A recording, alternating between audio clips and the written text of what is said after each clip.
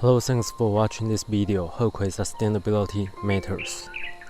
This is MRC1, Material and Resources Credit 1, Building Life Cycle Impact Reduction. It contains 4 options. First option, historic building reuse. Very simple idea. To find a historic building and ensure it's authorized by a relevant jurisdiction.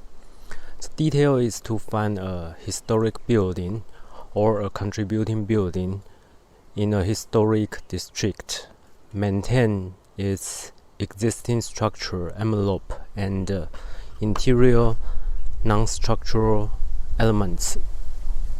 Do not demolish any parts of them unless for structural safety concern.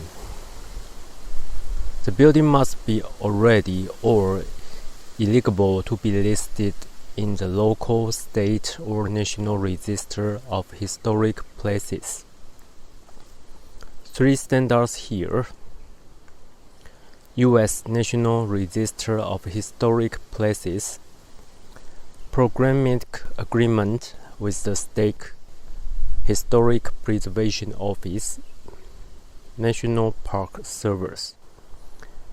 For projects outside of the U.S., use its local equivalent jurisdiction. Any alteration such as preservation, restoration, or rehabilitation must follow local or national standards for it. If your project is not subject to a historic review, your team must have a preservation professional who meets the U.S. federal qualifications for historic architects and follow the Secretary of Interior standards for the treatment of historic properties. That is some common sense historic preservation principles. Of course, if your project is outside the US, for what I just mentioned, adopt the local equivalent.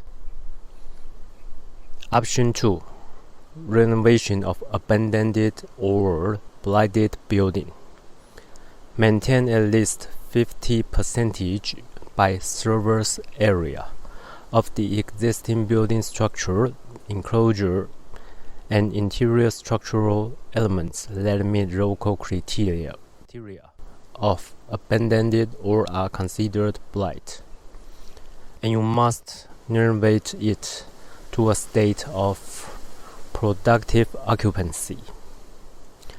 Up to 25% of your building's surface area may be excluded from this credit calculation because of deterioration or damage. Option 3.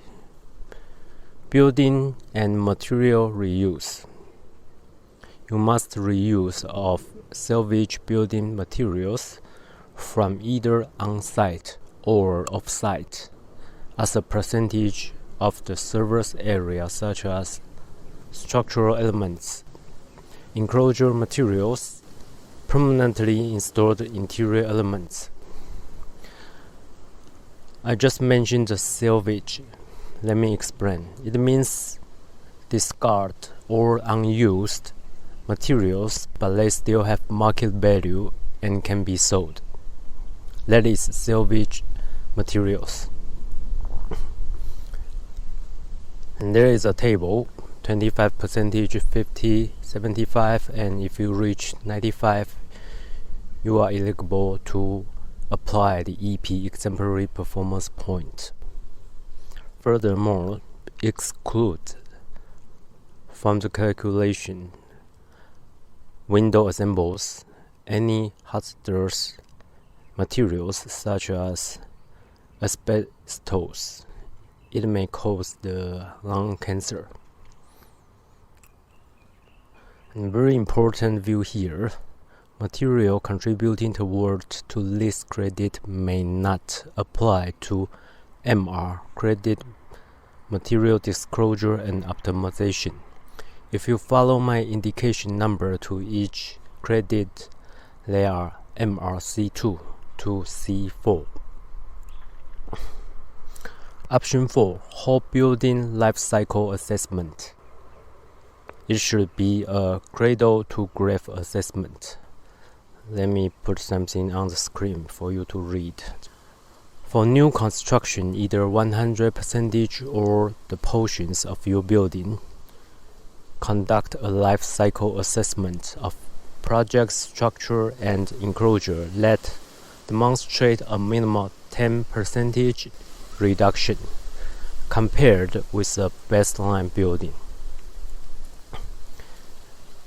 Your building is proposal building, and the comparison should consider the size function. Okay? And assume your proposed building's life is 60 years. I just read the minimum 10% reduction. And one more requirement is any of them cannot be more than 5% of the baseline building. 6 impacts here. You must compare the GWP global warming potential, and for the rest 5 categories, at least you need to conduct 2 of them. Let me put it on screen. And if you apply to all of the 6 impact categories, you are eligible to apply the EP exemplary performance. For exam preparation purpose, please read the step-by-step guidance. Starts from page 497, LEED B4 reference guide. Okay, thanks for watching this video. Have a nice day. Bye bye.